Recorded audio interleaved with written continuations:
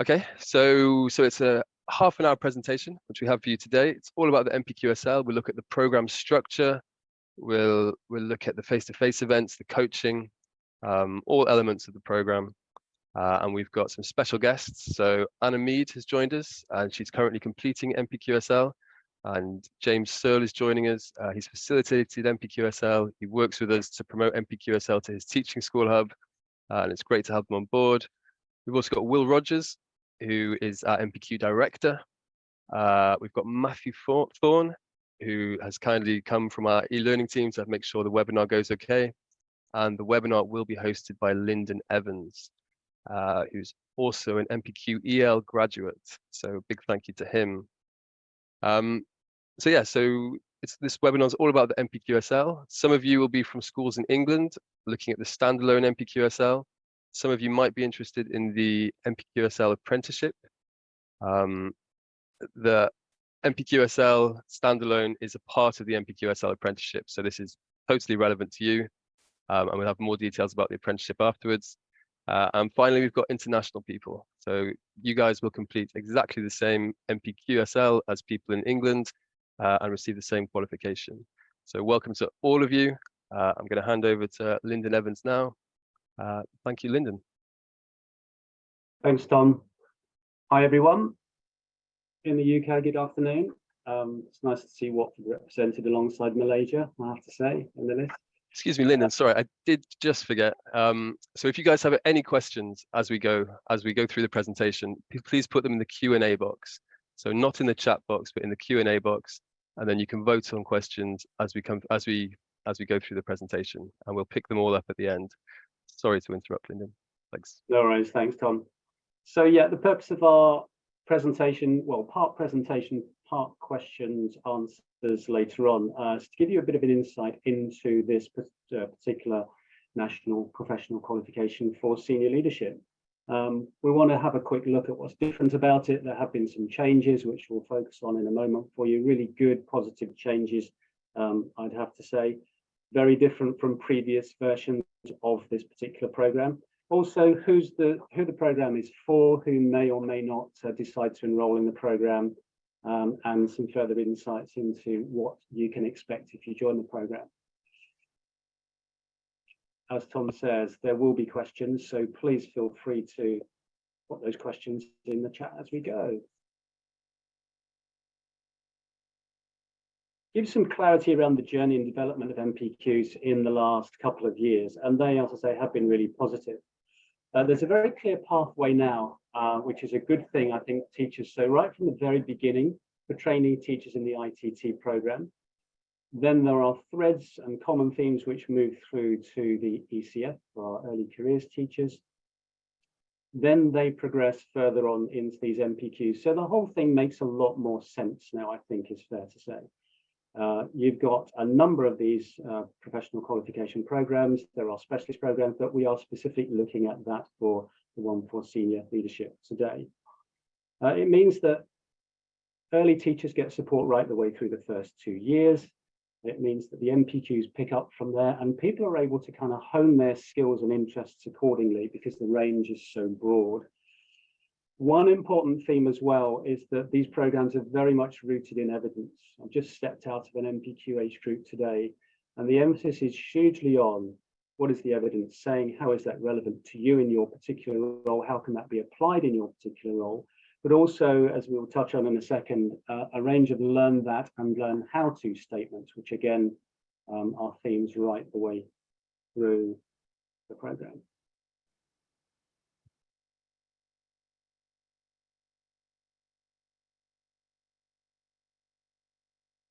So there you can see that's the qualification we're focusing on. There are 6. They're being added to all of the time. The most recent ones are for early years, also for leading literacy. So they're really hot off the press. Programs vary in length. The leadership programs last 18 months. So that's senior leadership, that's for head teachers, and that's for executive leaders. There are some overlaps in terms of the content there, but if people say, well, is it worth me signing up for this one? Is it then worth me signing up for NPQH, NPQEL, and so on? The answer to that I would say is yes, because although there are common themes, the people in the room with you are very different, their experiences are very different, but you have quite a different context in each of the programs. So yes, it would definitely be worth that at the right time for you, of course. One piece of really good news I would suggest is that in the assessment process, there is no longer a project or projects for participants to have to complete.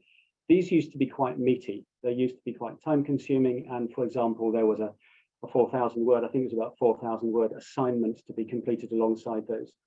What's happened now is the assessment process is far more bite size. It's far more in practice back at school as you go along through the program.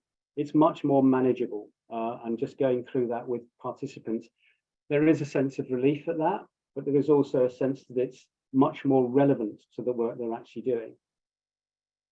The Department for Education no longer focuses particularly on leadership behaviours.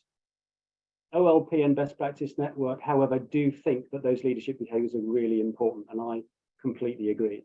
So those leadership behaviours will feature right throughout the frameworks. They will feature throughout the leadership programs, and as leaders, you will continually be re-evaluating, reflecting against those behaviours, as well as the skills, obviously, assessing where I am now in terms of my leadership, where am I now in terms of my role back at school. So that, I think, is really important to stress. There is a lot of emphasis on practice-based activity, application of learning. So it's not just come to a face-to-face event, learn something about theory, actually go back to your base, go back to your trust, to your school, to your context, and work out how that can be applied, where you can find some real gains in terms of that. All leadership programs are supported by a leadership performance coach.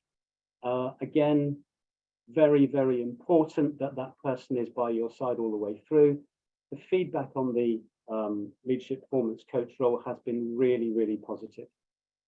Perhaps it's something that leaders don't necessarily do, get themselves a coach. It's highly recommended, but if you join one of these programs, you have your ready-made, really good quality coach for one-to-one coaching, but also for group coaching sessions.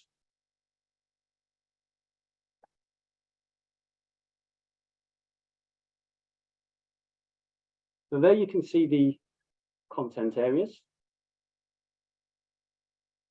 Have a quick glance. Those content areas will be underlined by a whole host of learn that and learn how to statements. You will have something called a leadership development record, and you will have a different one of those for each part of the course. And that is really your self-reflection manual, if you like. So how am I doing as a leader against these content areas?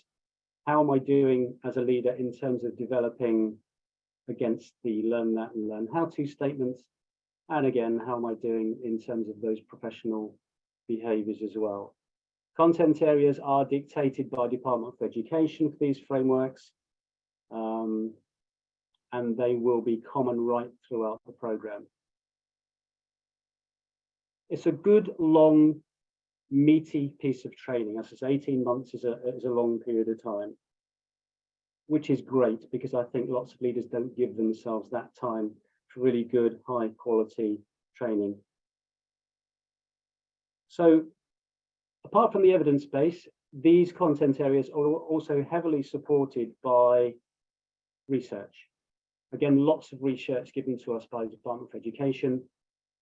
As we go through the assessment process, participants are continually encouraged to look at that research, to cherry pick, to decide which research is most applicable to them and their context, to be critical of that research, but also most importantly, what can that teach me? What can I learn from that?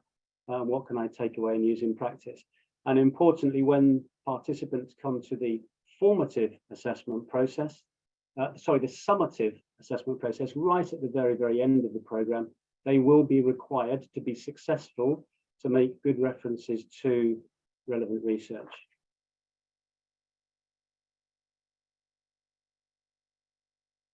That's quite a useful graphic, which gives you an overview of the whole program. and how it's made up, consisting of 4 cycles, each cycle covering different content areas, for example, leading culture and ethos, leading teaching, organizational effectiveness. Then 3 stages to each program, including induction, development, and assessment. And a common thread throughout the programs is the process of implementation. Is this a problem? Is this an issue? Do we know why it's an issue, why it's a problem? Is it something that we need to prioritize? How are we going to implement that, and how are we going to achieve change successfully? And what's my role in that as a leader? Then the way the program is delivered, the participants will have face-to-face events. So thankfully, we're all now back in the room. So face-to-face events will be arranged locally if you're in the UK. Most of our international groups obviously achieve that through Zoom online. Then you have online course studies. So typically you'll go away from a face-to-face day, you'll engage in online course study, you'll engage in practice activities, and you'll engage with your professional coach before you complete all of that work and then come back around to the next face-to-face day. There is a process of review and preview. So we look back at what we've learned and what we've covered previously, the work that we've done online away from the face-to-face days, and then we start to project forwards to the next part of the program. Assessment, you'll see something called formative assessment task in the pink lozenges down there, FATs for short. That's an ongoing form of assessment, manageable, not too onerous, relevant to the course that I'm conducting at the moment, relevant to the face-to-face days that I've just undertaken. And then you'll also have expert talks. So you will get the opportunity to listen to and take part in live online events led by external speakers through the leadership NPQs, followed by live discussions. The final face-to-face day is one really about, yes, reflection, but also readiness for assessment. So we really pull apart the summative assessment process. It is not complicated. Nearly everybody that's left the room today has gone away feeling very reassured that that's a manageable task. It's an unseen case study. It is a 1,500 word case study, although now I think the number of words has increased slightly to give a little bit more flexibility. But there will be an 8-day window for participants to be able to look at it, start working on it, and then submit it. That's good news, I think, because it's much more meaningful than the previous tasks. And also in terms of workload and people's managing their time, it's really good news. So those themes are common to all of the leadership NPQs. Touched a little bit on assessment already. You can see some more details there. As I said, the reference to prior learning, the relevance of the prior learning, the application of prior learning is the point of the summative task. And the other thing that's a real positive is that the summative task doesn't sit in isolation and just hit people out of the blue. All the way through the program, participants, almost without realizing it, are actually practicing. Those practice tasks, the case studies that we give them during the face-to-face days are an identical version pretty much of what they will be asked to do at the end of the program. The only difference is that theirs will be unseen. Bottom bullet point is very important. There is a high bar. This is a qualification that's set at a very high standard. Best Practice Network OLP set a very high standard, as you would expect. Therefore, the level of engagement for participants to be successful is also quite high. There is more detail around exactly what that looks like, but for example, there you have to meet a minimum of 90% plus engagement in all parts of the program. There are some parts of the program where you cannot miss. For example, you can't miss a face-to-face day. You need to engage in 100% of those. But in other parts, there's a little bit of wriggle room because obviously sometimes things get in the way and it's not avoidable. But I think you'd understand that to be successful, to pass, you have to meet those requirements and also pass your SAT, your summative assessment task.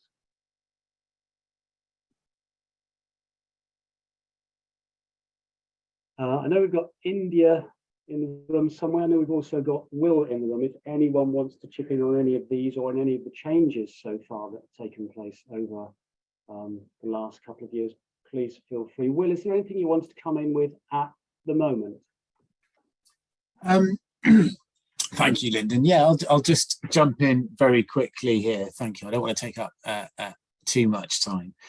But yeah, just going through, for any people who are already familiar with the NPQSL course, we are constantly sort of looking at how we deliver that and trying to make sure that this is the best possible format. So you might have seen on one of the previous slides, there was some, if you're not familiar with this, it's to do with how we roll out the coaching and the group coaching elements. And to answer one of the questions, part of that piece will be why your leadership performance coach, who is as somebody who is not from your school, is entirely independent and somebody who you work with online and remotely. And so that person we will assign to you and will help and support you through this role.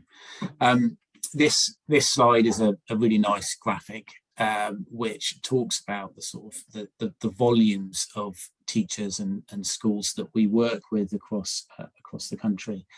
I remember from when I was doing leadership training when I was a teacher many years ago, exactly how much of an additional challenge it can be to do some of the CPD on your busy work loads.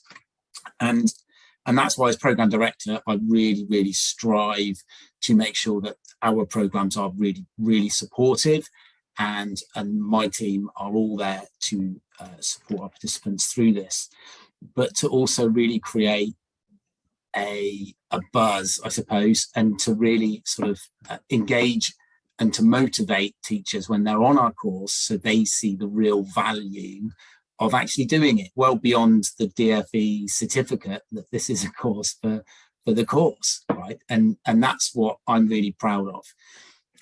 What this slide talks about is as BPN, we also have our values, and it's all about that inspiring learning and striving for excellence, and that's what all our courses are based on.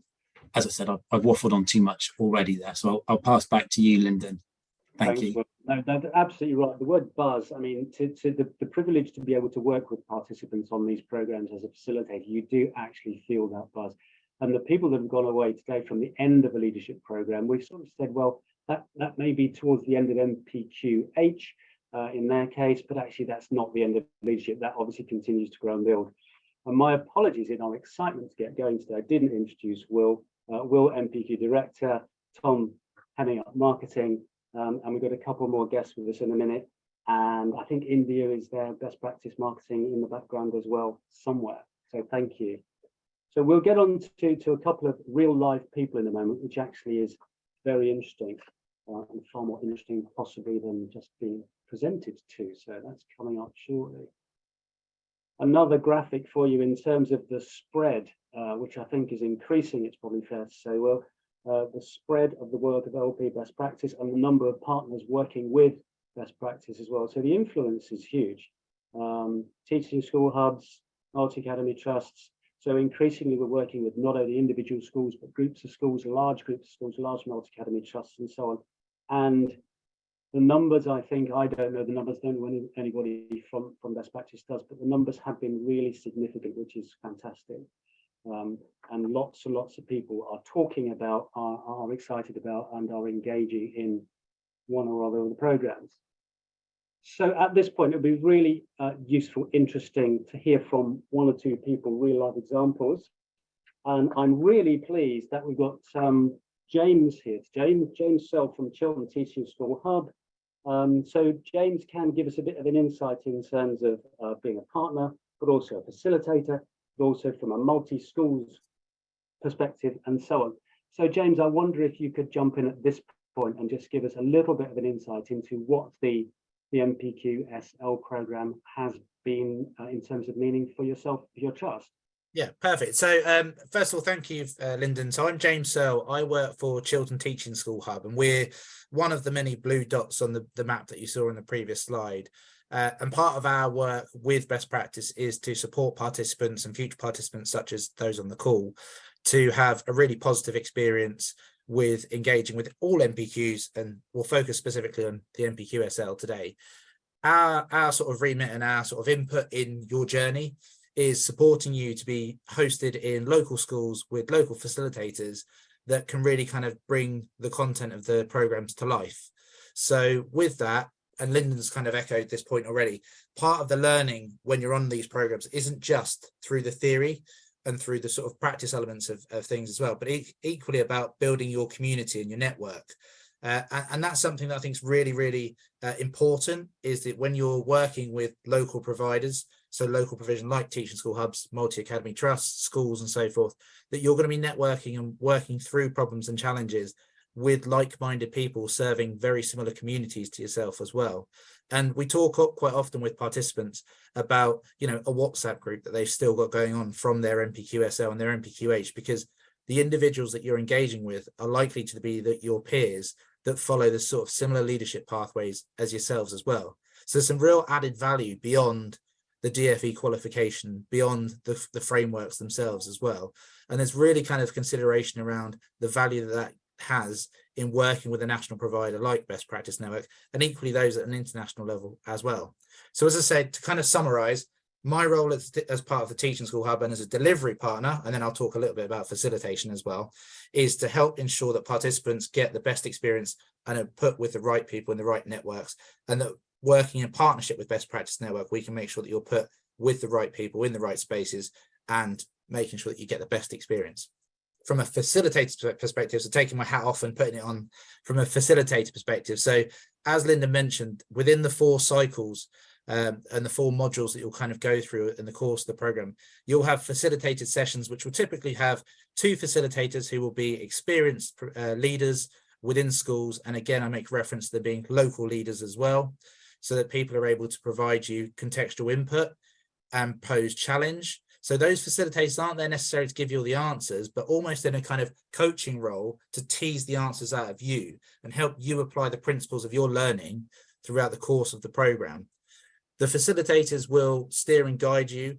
They're not the only people that you'll have contact with. So as Lyndon said, you'll have your online mentors as well. You have your online coaches.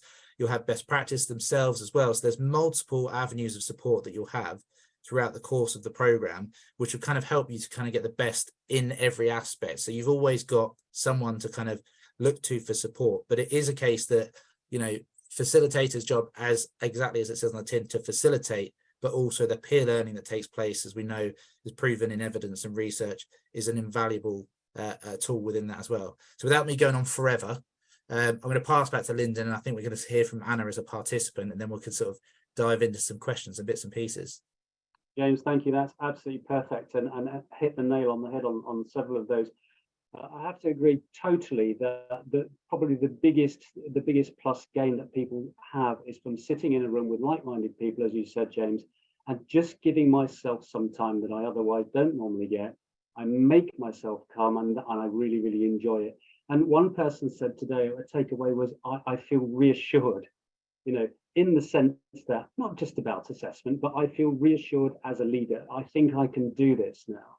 And a lot of people, when they walk in at the beginning of these leadership programs, are not quite so sure. Should say very, very briefly, sometimes people ask, well, is it suitable for me? And it's suitable for a whole range of leaders or potential prospective leaders. If you're thinking about possibly the next step for me might be leadership, might be head of department, might be a course subject leader, absolutely it could be for you. If you are already in a senior leadership position, no reason why it can't be for you as well, because you might be some way from the next potential qualification, which could be for headship. So I wouldn't be too concerned if you're thinking, is it for me, is it not for me? Have a really good look on the website, have a little look at what the content master is like, what the KPIs look like.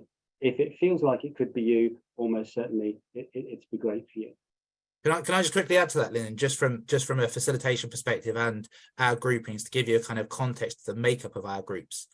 So we have within our groups, we have, as you've just sort of said, Lynn, we've got those that are embarking on their first steps into senior leadership. So those that are kind of aspirant middle leaders that are looking into this. We have got equally as well experienced senior leaders who are looking just to hone their craft as well. So it's not necessarily, you know, those that are aspiring to it, is those that are in role as well. So if it is a case that you've been in a senior leadership position but perhaps haven't had that structured support, then that's actually something that's a worthwhile sort of thing to recognize as well, is that you will be exposed to people at all different lengths in their journey in that respect.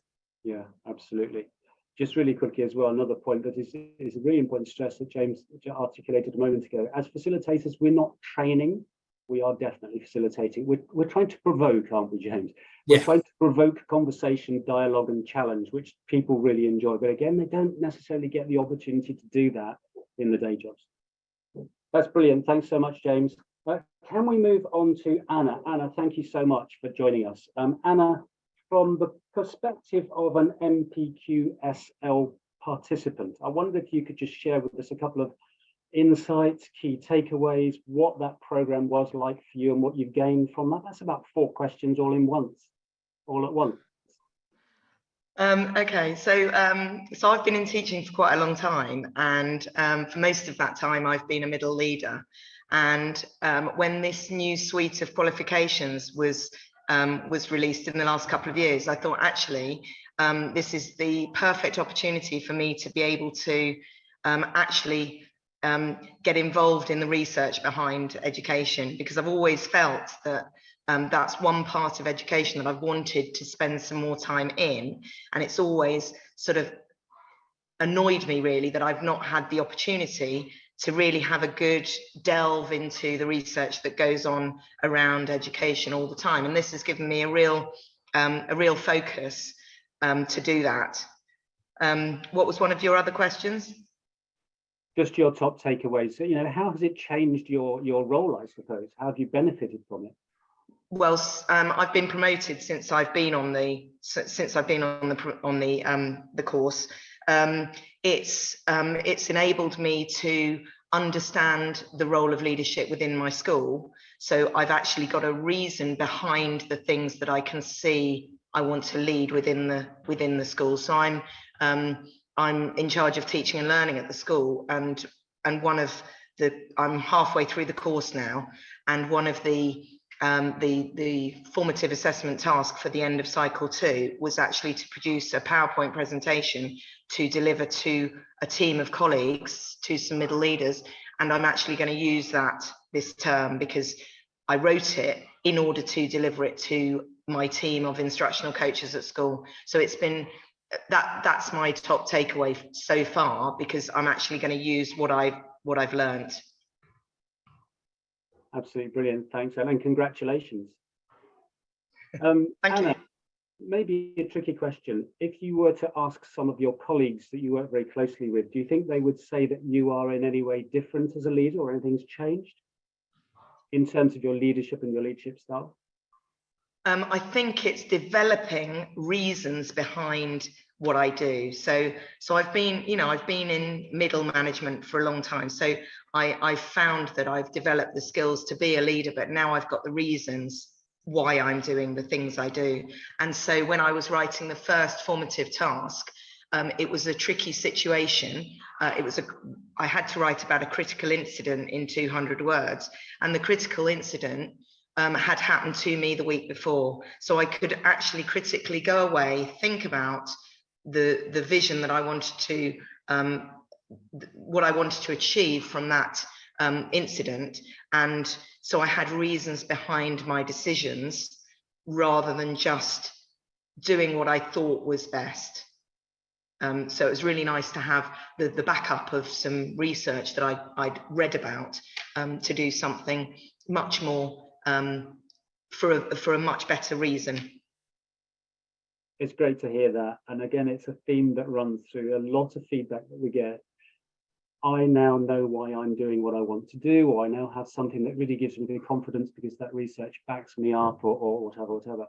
Anna, lastly, thank you so much. But if someone on this call was thinking, I'm not sure, why would I sign up for NPQSL? What would you say apart from what you've already said? Well, firstly, we've got lots of members of our staff who are all on all these NPQ programs. So we've got lots of members that I talk to all the time who are doing these programs. So we've got lots to talk about between us. But also the face-to-face days are absolutely brilliant for networking with local schools and discussing pertinent questions that you have on a day-to-day basis with somebody that is not in your setting as well. So I'm fortunate enough to not only be able to discuss it within my own school, but also with people who are in other local schools. And our face-to-face sessions are they're held in a school that's 20 minutes away, easy to get to. I've done 2 face-to-face sessions. My next one's in the next couple of weeks, and we're now getting to know each other. So I think we're all within the face-to-face sessions, we're feeling a little bit more confident with each other and sharing. You know, the more you get to know another teacher, the more you're happy to share things with them. But they've been really good, and my leadership coach is fantastic. She all she does is build up my confidence. Brilliant. Anna, that's really useful. I'm sure people listening have found that incredibly helpful. So thank you. And again, congratulations on your new role. Funding. I think, Tom, you might be talking to this slide. Is that right? That's right. Yeah, I can pick up on this. So yeah, thank you very much, Anna. That was super interesting. So I'm in the marketing team, so we write about these programs all the time. But yeah, it's so nice to hear someone who's actually on program talk about it. Thank you very much. So there's lots of questions about funding in the chat. So scholarships are available. These are full scholarships, cover the entire course of the course. Oh, sorry, they cover the entire cost of the course. They're available for state-funded schools in England only. So there's lots of people from international schools here. There's no funding for you guys. I'll share a link in the chat for the international pages. We've got separate fees under the costs tab. You can find out about those there. But if you're in a state-funded school or academy or a virtual school, we've got them all listed there, and full scholarships are available. When you come to apply, just give us your school details. Our team will do all of the legwork and secure those scholarships. Furthermore, if you're in a school in England, then there's targeted support funding available.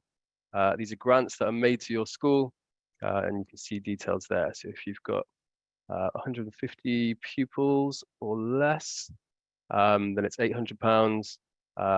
More than 150 pupils, I'm afraid my screen's a bit obscured, but you can see the details there, and this is paid to you by the DFE. So that's the funding available for England only, as I mentioned. So sorry to all the international people joining us. If you go to the next slide, Lyndon, please.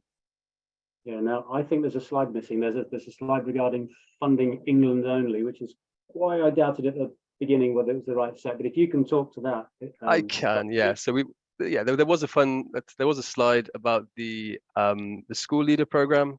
So that's the apprenticeship route. So anyone joining us who's looking to do the school leader program with NPQSL, you can find more details there. The program does include the standalone NPQSL, so everything you've heard about today is relevant. Yeah, so more details there, and that's funded through the apprenticeship levy. These slides and a recording of the video of this presentation will be shared with everybody. So yeah, so that's about it. If we can just dive into the questions now, we've got quite a few. A good time to see what the Q&A looks like, unless there's anybody else, obviously on our panel, who would be disappointed if they didn't say something they haven't had a chance to say yet. Good point. Must be lots of questions. I've dug through some of the questions, so I can kind of fill a void whilst people are scanning them in that respect. So there was a couple of questions that came up around who's the NPQSL appropriate for in terms of what level of senior leadership, in terms of what responsibility. So there were some of the things I would say is around the methods of assessment. So because senior leadership is quite broad and schools will have different disciplines of senior leadership, I wouldn't necessarily pigeonhole yourself in one, because over the course of time, you might find yourself taking on different roles and responsibilities. but certainly for the learning that takes place on the NPQSL programs, as with all of the NPQ programs, you'll find that within the practice assessment tasks, so when you're going through each module, there are 9 practice assessment tasks, and you pick 3 of the 9. And so there's flexibility to kind of create almost your own story, your own narrative around the learning. So in that respect, like Anna sort of mentioned herself, where one of her assessment tasks was around a critical incident, you might find some of them around how you're engaging with ECTs. It might be around how you're looking at CPD within your school. So there's a degree of flexibility so that you can kind of almost customize the approach. And when it comes to the formative assessment tasks, again, you tend to find that you'll find that there's a pick of 1 of 3 formative assessment tasks. So again, you can tailor that to a degree to fit your career pathway as such. So there is flexibility around the responsibilities that you have within your school setting. So it isn't fixed that it's senior leadership, that's the only one pathway within senior leadership. You can flex and customize. And equally, when it comes to the final assessment, as Lyndon said, the case study for the assessment is provided to you with a kind of broad, open sort of spectrum of for you to sort of approach it from within. So if you're, for example, leaning towards more pastoral than perhaps teaching and learning or curriculum or CPD or anything of that sort of nature, you can go at it with that narrative. So it isn't kind of cutting off any opportunities for people that take different sort of pathways through senior leadership. So there's that element of things to touch on. I won't jump into any more questions just yet. I'll let sort of others have a chance. Tom, there's a question about the what happens if I change schools during the program. It's actually quite common. In fact, it's very exciting when people actually get promotions and jobs in the middle of the program. It's even easier with this version of the program to do that than it was previously, because you don't have to do the in-school tasks. So it's fun as long as you've got people who are supportive of you in the receiving school. There's no reason why you can't move schools during the program. Interesting question about pay. Unfortunately, does it impact on my pay? That is a conversation you probably have to go back to your school and have if you are successful in the program, but by all means. But I think, again, how is it being applied is probably more important than I've got the badge, the certificate, and I've passed. If you can demonstrate that you have expanded, extended, enhanced your skills, your knowledge, and that you can apply that in school, why not have the conversation? But it's probably not for us to answer in too much detail. Maurice, pick up a couple more. Yeah, thank you. Yeah, perfect. So a couple of questions came in around when the events take place. Now, I can only speak to cohorts within England, because I know there's a slight difference with international cohorts. For us as a delivery partner, what we will typically do in pretty much all standard practices, those face-to-face days go from sort of 9 a.m. to 4 p.m. with a slight flex potentially. But typically you'll find those days are 9 till 4 on set days, and depending on sort of your delivery partner, you'll find that there are other NPQL cohorts as well. So as a point that was made earlier by Lyndon, if you're not able to make one of your scheduled days, it might well be that you're able to go to a neighbouring partner or one on a potentially a different day if you aren't able to make it. For, let's say that someone got a phone call from Ofsted, for example, and were needed to be in school. There is a degree of flexibility just working with your delivery partner and best practice network to keep open lines of communication. But typically they're full days of delivery within the working week for England audiences. Tom, I don't know if you want to talk to the international audience that may be slightly different for. Yeah, we do try and schedule them at the best times we can. We do also record them.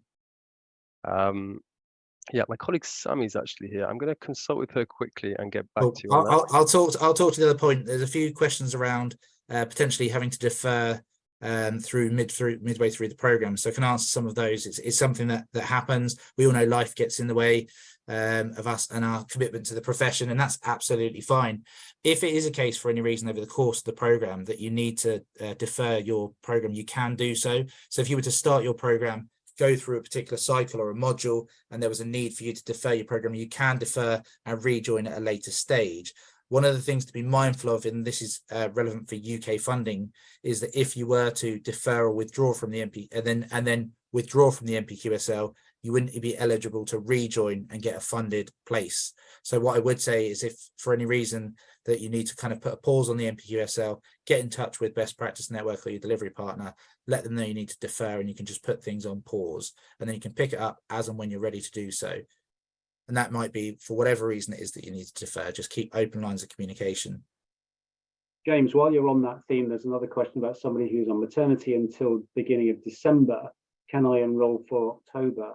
I think the answer to that question would be to go on the website and have a look at the engagement criteria and have a conversation with your school, because the programme, yes, probably won't start until October, but can you fulfil all the requirements of what you need to do to be successful? Particularly, can you apply that back in school? Of course, you might have keeping in touch days, but I wouldn't say it's a definite no. Obviously, the alternative is you apply in the spring term, because there are 2 intakes a year when you can actually hit the ground running and have everything in place and lined up. I would check with HR in your school on that, because there's considerations around engagement with professional development whilst you're on maternity leave, and the implications that might have. So from a kind of best practice network perspective, I would have said that it's not the dates need to align. There is some pre-work in terms of online. The first module is kind of remote online through the Canvas platform, but I would certainly say speak to your school in terms of what the implications are if you're on maternity around that constituting returning to work. Otherwise, you might find yourself back in the classroom earlier than you might want. Yeah, good point. If I could just quickly pick up the question about international face-to-face events. So they're held mostly remotely. They're Monday to Friday, but we do schedule them around your time zone. So when you apply, just let us know which time zone you're in. We'll be able to figure it out, and we'll give you a choice of face-to-face events, one of which will be suitable, we hope. Tom, am I right in thinking that the internationals tend to be 2 half days as opposed to a whole day because of the time differences? It's a good question. Let me just consult a colleague. It used to be, but somebody asked about the face-to-face days. If you're in the UK, it's generally speaking a start time of around 9 and a finish time of about 4. Yeah, the international, so on the slide deck, so just from a facilitator perspective, the international delivery is always communicated within the slide decks as an AM and a PM, or I say AM and PM, but in 2 separate sessions. So that obviously there's the capability for multinational participation. Okay, thanks, James. Yeah, so my colleagues just confirmed either 2 mornings or 2 afternoons. So yeah, we're really flexible, and we can schedule the face-to-face events to suit you. Perfect, thank you. I can pick up a question. What happens if I don't pass the SAT? Can I retake? Yes, you can.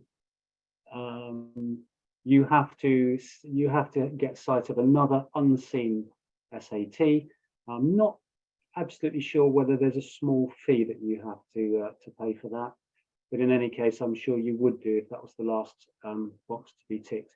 So it's not a kind of everything falls down if you're not successful at the first attempt in the SAT. There's a couple of questions, and just a shout out as I was noticing people typing in their locations. So I service Milton Keynes, Bedfordshire, and sort of parts of Hertfordshire as well. So to colleagues in those areas, welcome. But equally wider afield. The application process, to give you a bit of insight in how that works from our perspective and our as the partner. So you'll apply through Best Practice Network, and you'll notice that on the website there's an advertised deadline of the 25th of July, I believe.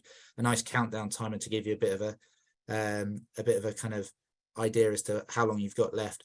When those applications come through to Best Practice Network, and obviously once all the checks are done for UK applicants with the DFE, we as delivery partners are handed your details as such, and we will then place you into groups accordingly. So I can speak on behalf of how our processes work, but they're by and large broadly similar throughout the country. So we would receive a number of participants' applications, and we've had 400 on NPQSL over the last couple of years. And we then try, where possible, to place people in cohorts that are sympathetic to their geography. So as Anna said, she's on her NPQSL, and that's 20 minutes from where she is in terms of her face-to-face days. And it will always be a case of there's a degree of flexibility. And, you know, one of the things that we find, and it's just to echo that this is something that you can have those conversations around, is just because you work at a school in one town, it doesn't mean that you live in that town. And therefore, there might be a case of having that conversation that actually, is there an NPQ group closer to home that you might be able to attend?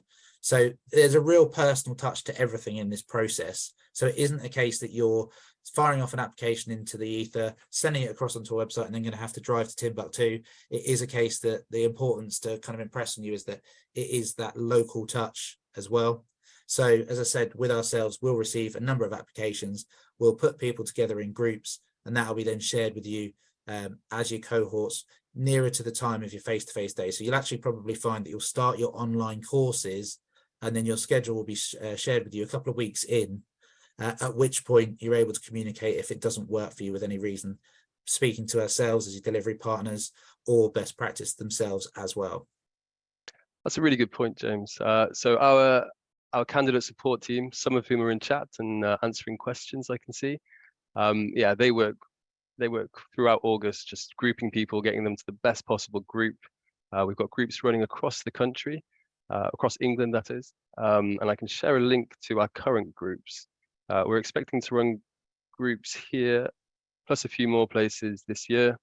If you're in England, we don't expect anyone, unless maybe they're in the Isles of Scilly, to have to travel more than an hour. If you're near a big urban town, we've almost definitely got a group near you. And like James says, if you're not happy with your group, we can work around that. And if push comes to shove, we can even deliver remotely. So we can deliver the courses through webinars. But as you've heard, the face-to-face events are such fantastic opportunities to network, to meet people from different phases, that it would be a shame to miss those. So we'll do everything we can to get you in a group really close to you. And if you look in the chat box, I've shared a map of our current groups. There's a couple of questions as well around intake. So just to kind of, we sort of skimmed on this and touched on this. We mentioned obviously there's the autumn intake, which will typically start in around October time. There's also the spring intake, if it's a case that you're not quite ready for the autumn intake. You'll find that those applications will tend to kind of draw to a close around Christmas time. So it might be that within your school, you're having your performance management reviews around October time with your head teachers. That might be the time where you can position going for the NPQSL and join us in spring as well. So it is a case that there is the autumn intake and the spring intake, but the autumn intake will kind of come and go, and that'll be the point where the spring intake will open up as well. James, Tom, I don't know if you can help out. There's 2 or 3 questions around what if my current qualifications or experience are not suitable. In other words, you know, what are the criteria for me joining the program? Are they good enough? Is my degree good enough? Do I need to have QTS and so on?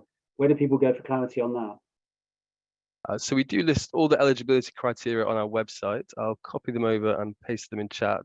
But also our team, like I mentioned, they're super supportive. So you can drop them an email if you're not sure. Yeah, I'll share those details in chat right now. I would, so I'll jump in on this bit as well. I would suggest that the application we've designed so it shouldn't take you a great deal of time to complete, right? You should be able to go through the application form quite quickly.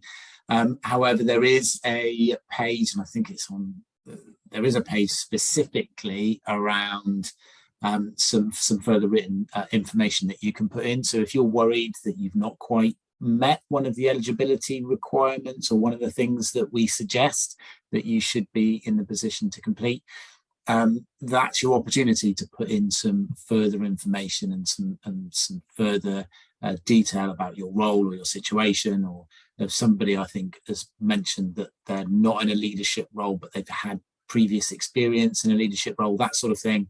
It's that sort of information where you can write in some narrative, and each one of these forms will then get checked by a member of our team, and we'll be able to look at it on a case-by-case basis.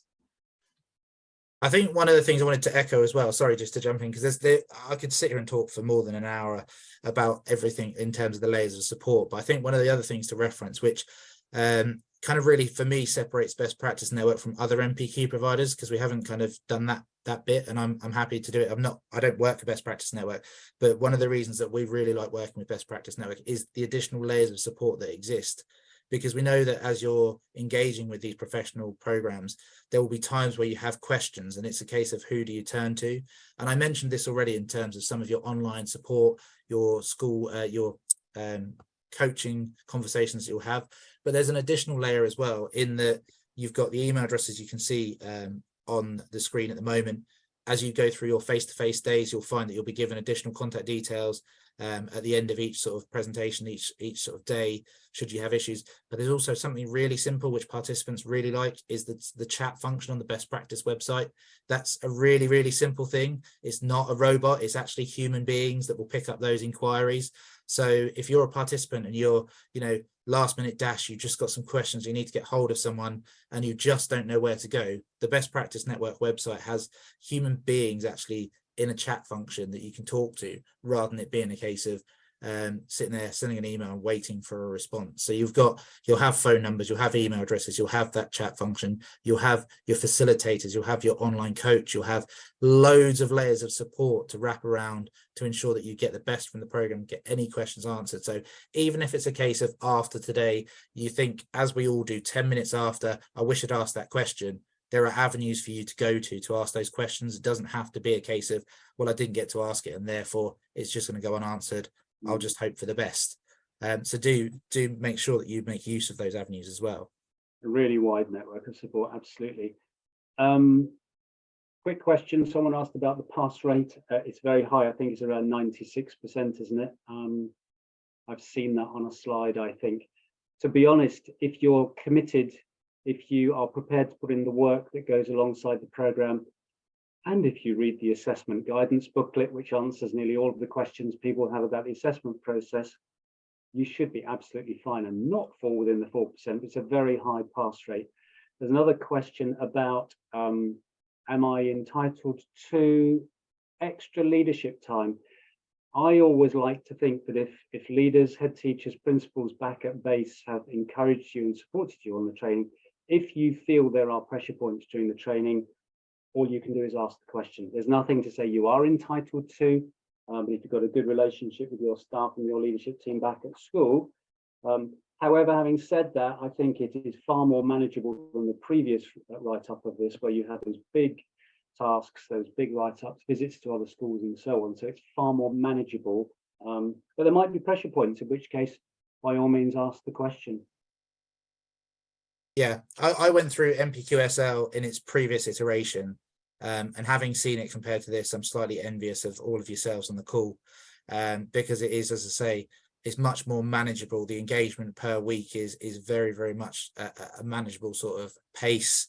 The assessment framework is far cleaner, and equally much more applicable to a wider range of tasks and activities that you can engage with in your school-to-school day. So it really prepares you for moving forward, rather than just the learning you're doing at that given time, in that respect. So it's one of those things. My sort of top advice, and this, Anna, goes for you as well, I suppose, is those 8-day window, that 8-day window at the end when you have your assessment. As soon as you get your calendar of events, that's one thing you want to pop in your calendar and buy yourself some time for, because speaking from experience, having done one of the other NPQs, my advice would be take that 8-day window, try and avoid going to dinner with friends, trying to avoid parties or anything like that. Just spend a little bit of time in that first 8-day window, engage with some of the content and buy yourself some time to mull it over. But you're only talking about a handful of hours to complete it. That's probably the main point, that there's any pressure. But again, support from your colleagues and teams around you can help manage that without too much trouble. It is really, really easy to do. The workload is, as I say, massively manageable. I don't know if Anna, if you're able to chime in on that from first-hand experience. Well, I'm only halfway through, so I haven't come to the summative assessment yet, but I've made sure that the calendar of the timescale for everything that I have to complete is so clear that I make sure that I've got the time to do that. So for example, where there are online courses, I always put aside some time to do some of those hours on my online course. And I've found that journeys home from holiday on long ferries have been a really good time to go and have a look through some of that research and do some of that, do some of those extra tasks that I want to do before I get to the practice activities. So it's really good to set out your own timetable. And I was talking to somebody earlier in the dining room who's also doing the NPQSL, and we said we always make sure that it comes at we do it at a completely separate time to our every day, day-to-day school life. So, you know, where Thursday night might be my planning for lessons for next week, I'm not going to ever touch my NPQSL work on a Thursday evening, because that's my school, separate school stuff. So my online learning always goes in particular windows that I've put in for myself.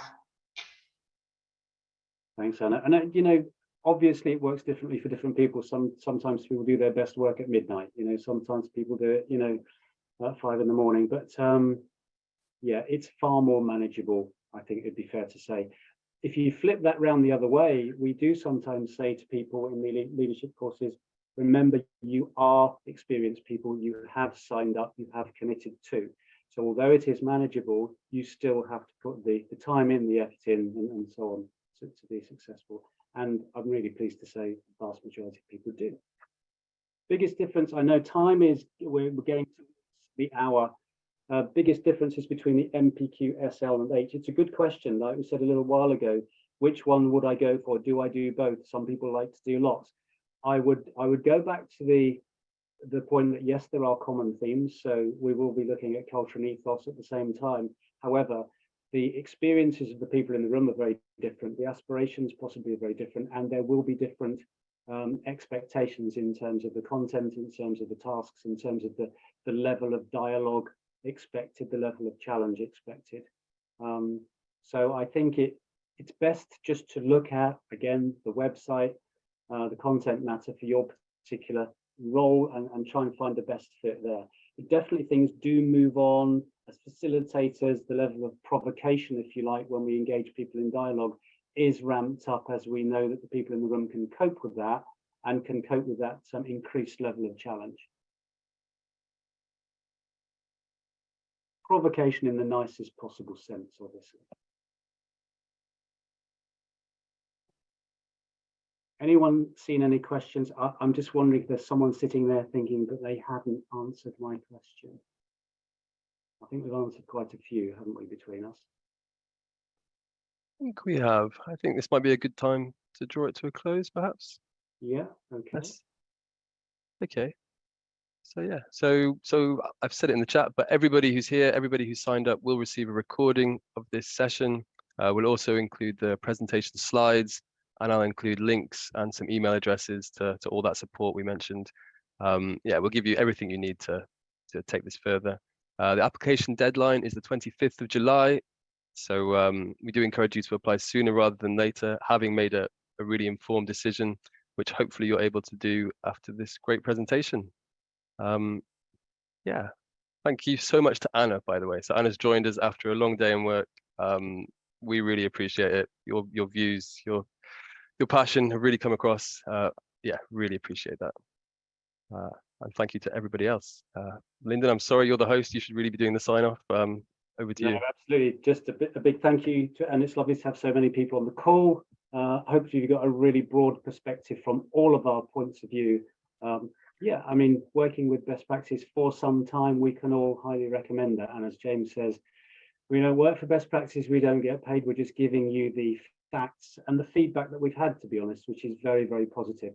One thing that is really nice and is noticeable for me working in a multi-academy trust, more than ever before, colleagues are having conversations in corridors, in schools, based around the programs and the content of the programs. Now that's relatively new. And that's because, yes, there are lots of people doing it, but yes, there are lots of people learning hugely from them and having those great conversations and impacting on their own jobs in classrooms and schools. So that's a really nice positive note probably to end on. So thanks everybody for joining us.